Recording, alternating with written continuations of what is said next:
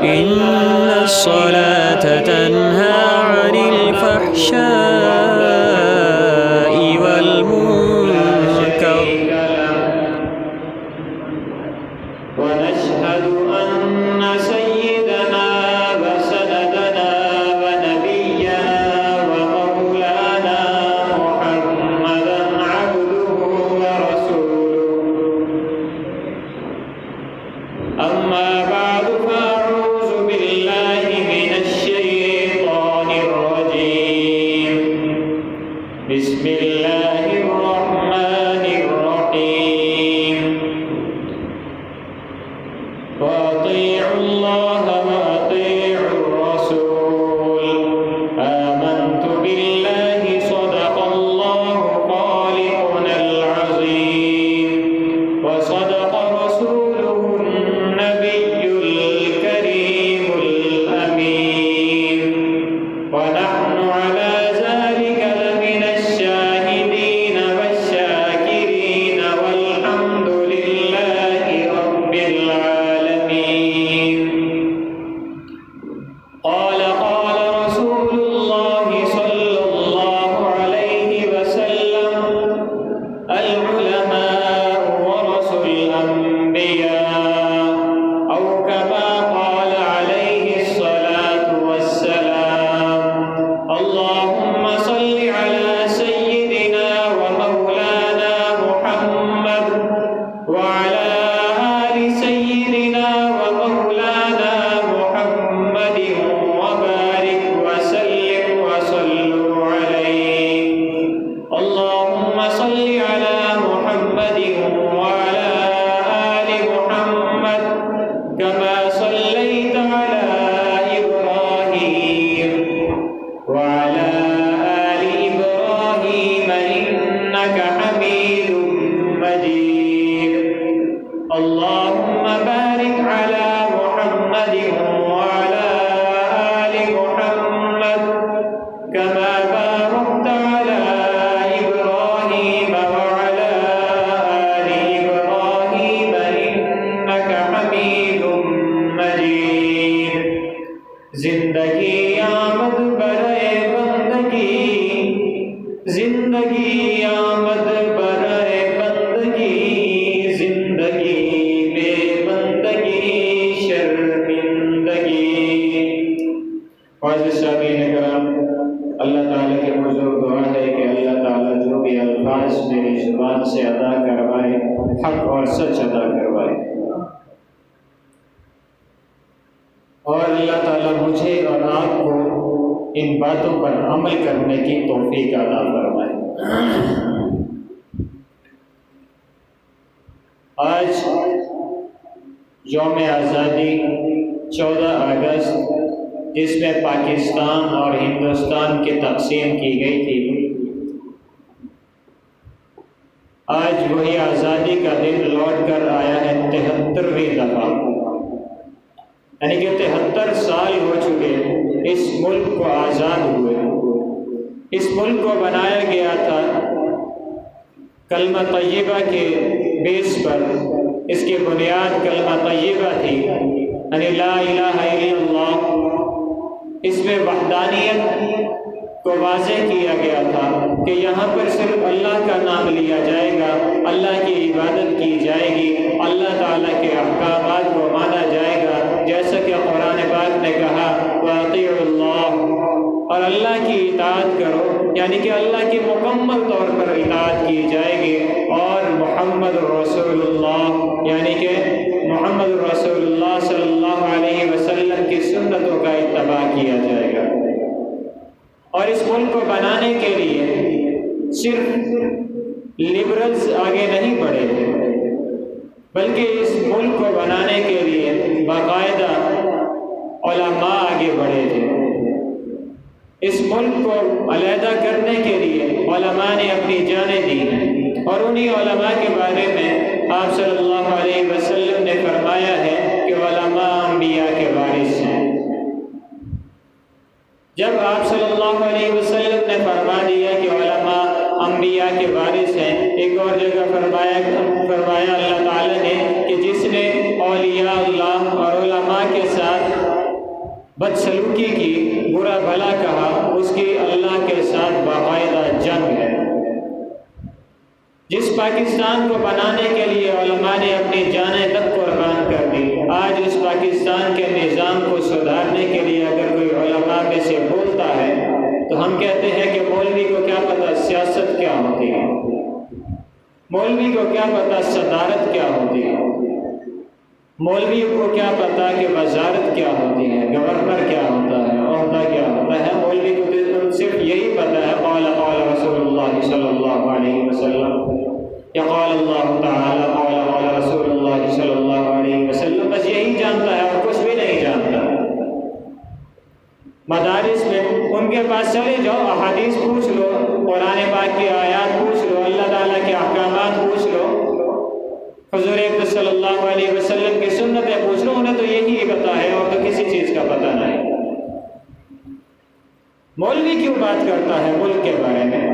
مولوی اپنے مسجد کی بات کرے، مولوی اپنے مدرسے کی بات کرے، مولوی اپنے احاطہ تک کی بات کرے، اپنے حلقہ احباب کی بات کرے، مولوی کو کوئی حق نہیں ہے پاکستان کی سرزمین کے بارے میں بات کرنے کا۔ یقین جانے کہ اگر یہ مولوی نہ ہوتا تو نہ جانے آج ہمارا کردار کیا ہوتا۔ کوئی سکھ ہوتا، کوئی عیسائی ہوتا، کوئی ہندو ہوتا، کوئی یہودی ہوتا، کوئی نصرانی ہوتا، مسلمان تو شاید ہی کہیں مل جاتا۔ قربان جاؤں آقا علیہ الصلوۃ والسلام پر، جنہوں نے اپنی دعاؤں کے ثمرے میں ہمیں دین عطا کیا اور اللہ تعالیٰ سے عرض کیا کہ یا اللہ میری امت کے دین داروں کو، میری امت میں سے اسلام کو کبھی ختم نہ کرنا۔ میری آخری امت ہے اور یہ امت اسلام سے باغی نہ ہو۔ آج ہم ایک فتویٰ لیتے ہیں، کسی بھی عالم کے پاس، کسی مفتی کے پاس چلے جائیں، ان کے پاس جا کے ہم کہتے ہیں یہ بتاؤ کہ ہمارے بالوں کی کٹنگ کیسی ہونی چاہیے۔ اب اگر وہ سنت کے مطابق بتاتے ہیں، سنت کے مطابق اگر بتایا جاتا ہے کہ کٹنگ ایسی ہونی چاہیے تو ہم کہتے ہیں یہ عجیب بات ہے، تو ساری دنیا نے تو ایسی کر رکھی ہے، مولوی صاحب کہہ رہے ہیں ایسی کرو، سنت یہ ہے، تو ساری دنیا کیا پاگل ہے؟ اگر ساری دنیا مل کر کنویں میں چھلانگ مارے اور مولوی صاحب آپ کو کہہ دے کہ کنویں میں چھلانگ نہ مارنا، خودکشی ہے، حرام موت ہے، مر جاؤ گے، اس بات کو تسلیم کر لیں گے، مگر جب حقیقت میں سنت ادا کرنے کا کہیں گے تو اسے ہم تسلیم نہیں کرتے۔ ایک آدمی جنگل کی طرف سے گزرنے لگا اور میں نے اسے فرض کرے کہ روک لیا، میں نے کہا کہ نہیں اس طرف سے نہ جاؤ، یہ کھلا راستہ ہے، اس طرف سے چلے جاؤ، یہاں پہ چور ڈاکو لٹیرے ہوتے ہیں، رات کا وقت ہے اور اس طرف سے رات میں نہ جاؤ۔ یقین جانے کہ وہ آدمی دن میں بھی اس طرف سے نہیں جائے گا، کیونکہ دنیا کا فائدہ ہوگا، کہیں دنیا لٹ نہ جائے۔ ہمارا ایمان اتنا کمزور ہو چکا ہے کہ ہمیں اتنا بھی یقین نہیں کہ اللہ ہماری مدد کر سکتا ہے یا نہیں کر سکتا۔ ہمارا ایمان اتنا کمزور ہو چکا ہے کہ ہم مسجد میں آتے ہیں مگر اس چیز کا یقین نہیں کہ مسجد میں آنا ہمارا قبول ہوا یا نہیں ہوا۔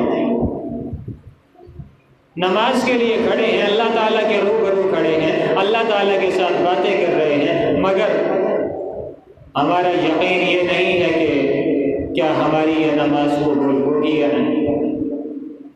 روزانہ کئی دفعہ ہم کہہ دیتے ہیں استغفر اللہ ربی من کل ذنب واتوب الیہ، لیکن دل میں یہ ہوتا ہے کہ پتہ نہیں یہ میں نے جو استغفار کیا ہے اس کی قبولیت ہوئی کہ نہیں، میں نے توبہ کی ہے کیا میری توبہ قبول ہوئی یا نہیں، شک و شبہ میں رہتے ہیں، اور اس کی وجہ صرف اور صرف یہی ہے کہ ہم علماء سے بھاگتے دیکھ رہے ہیں۔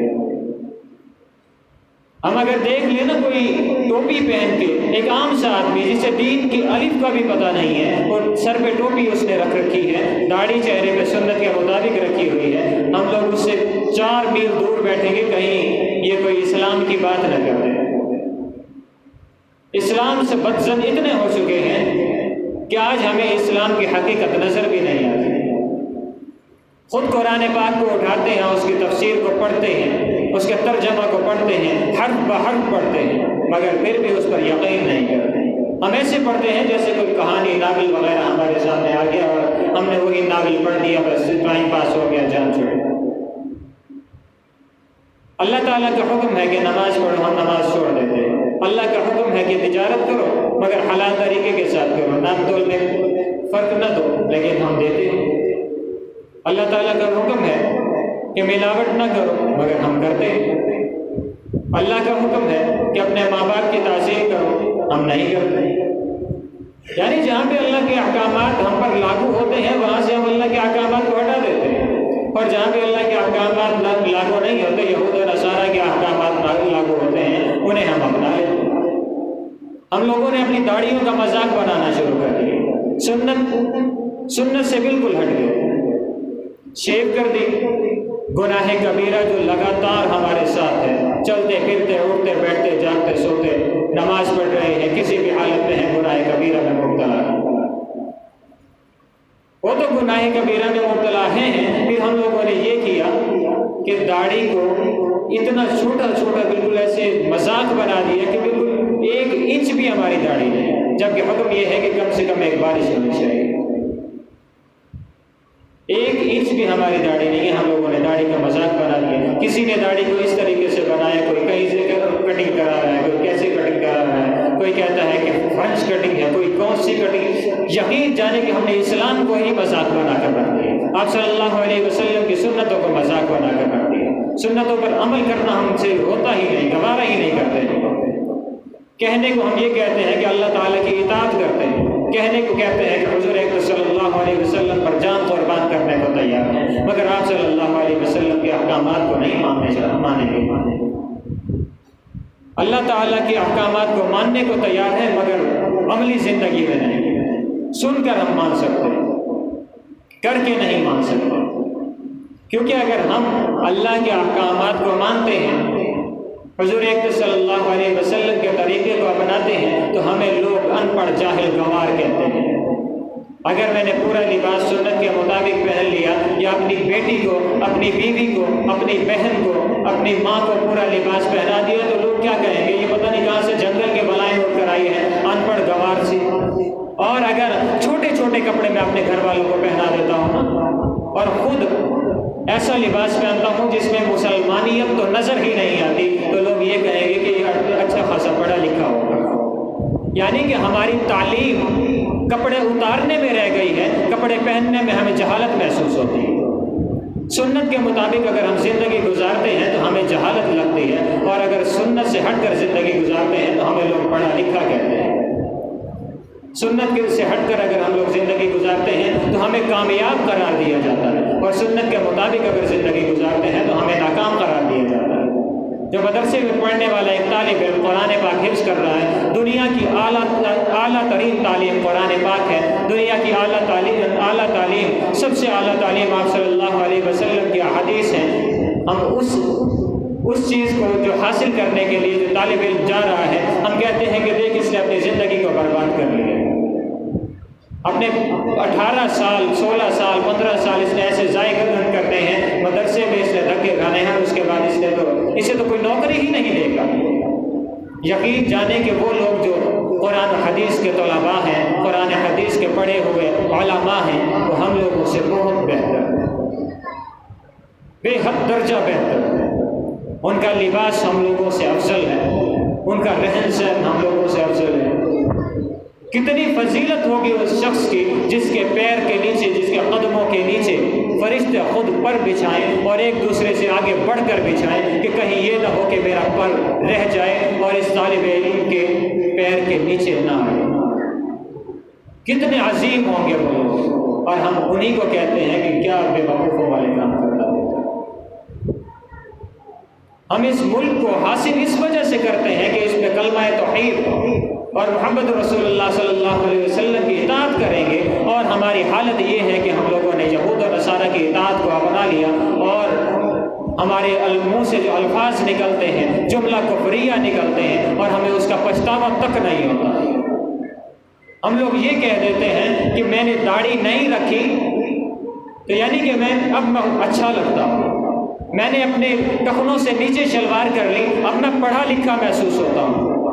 میں نے پینٹ شرٹ پہن کے اپنے جسم کو نمایاں کر دیا، بالکل تمام اعضاء واضح کر دیے، میں اب پڑھا لکھا لگتا ہوں۔ اگر میں پورا لباس پہنتا ہوں لوگ مجھے ان پڑھ جاہل گنوار کہتے ہیں۔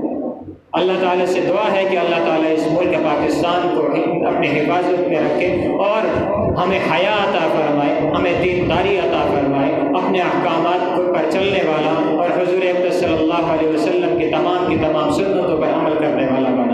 آمین۔ وآخر دعوانا الحمدللہ۔